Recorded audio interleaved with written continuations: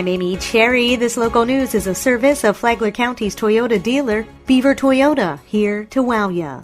A known drug home in Flagler Beach is shut down, Tony Magoo reports. Multi-agency group that included the Flagler County Sheriff's Office Special Investigations Unit, the Sheriff's Office Technical Team, and the Flagler Beach Police Department returned to a home on Lantana Avenue that they believed was engaged in drug activity. Again, in December of 2018, a search warrant was issued and executed at that address in Flagler Beach after a thorough investigation of the owner of that property, 36-year-old Jamie Bullock. Bullock was ultimately charged with possession of cocaine with intent to sell, tampering with or destroying evidence, and possession of a controlled substance. Bullock posted bond on those charges and returned to the home shortly thereafter. Narcotics activities also returned to that property, and after complaints from the neighbors, another search warrant was issued and executed Friday at Bullock's home, and again she was found selling cocaine out of her home. She had a chance to clean up her act, but she went right back to selling poison, Sheriff Rick Staley said. Bullock was arrested and booked at the Sheriff Perry Hall Inmate Detention Facility, where she's being held without bond. For Flagler's Morning News, I'm Tony Magoo.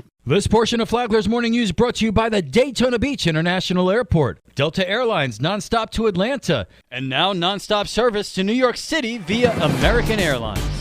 A Palm Coast mother of 4 takes her own life over the holiday weekend in an apparent suicide. The Flagler County Sheriff's Office says 27-year-old Alexis Summerford died from a gunshot wound to the head. She was found in the back bedroom of a home on Farragut Drive Saturday night and flown by Trauma 1 to Shands Hospital in Jacksonville, where she was pronounced dead. The Sheriff's Office is investigating Summerford's death, but says the community doesn't need to worry. The Summerfords had been experiencing financial troubles with high credit card bills and a recent eviction notice. Her husband was committed under the Baker Act after allegedly making suicidal statements at the scene. Summerford leaves behind 3 girls and a boy, ages 1, 4, 5, and 6. The conversation is underway about Flagler County having the highest suicide rate in the state. What drives a person to that point?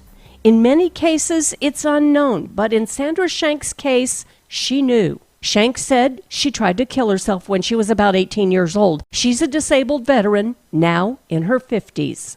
I'm a survivor of military sexual assault. I was raped while in the military. After the attack, Shank said she took drugs to help deal with that. I actually attempted suicide on the very medications that were prescribed to help me with the trauma. She said that more than 3 decades after the attack, she has a difficult time dealing with it. Shank said that suicide does not pick an age, a gender, an income, or anything else. Suicide can affect everyone. Tomorrow, Mayor Melissa Holland talks about how the county is helping to improve its outreach to those who need help. From the WNZF Newsroom, I'm Deb Albertson.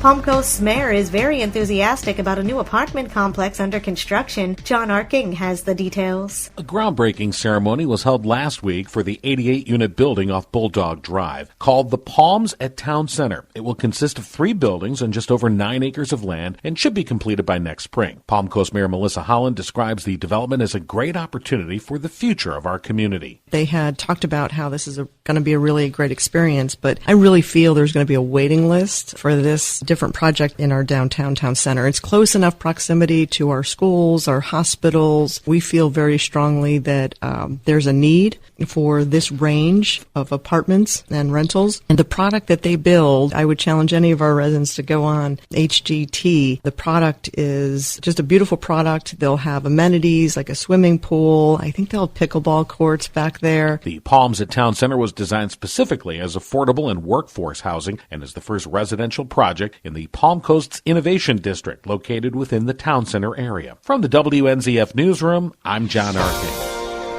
Hundreds gathered to observe Memorial Day at Heroes Park in Palm Coast. At the ceremony, Gold Star families who lost loved ones in combat were recognized. A monument in Heroes Park bears the names of Palm Coast servicemen and women who died for our freedom. At Monday's ceremony, there was a wreath presentation, a speech from Palm Coast Mayor Melissa Holland, and a keynote address from U.S. Congressman Michael Waltz. The Republican from St. Augustine is a Green Beret who did a tour of duty in Afghanistan and remains in the reserves. He brought a message we should all remember on Memorial Day, that freedom isn't free. And now you're up to date on Flagler's Morning News. I'm Amy Cherry.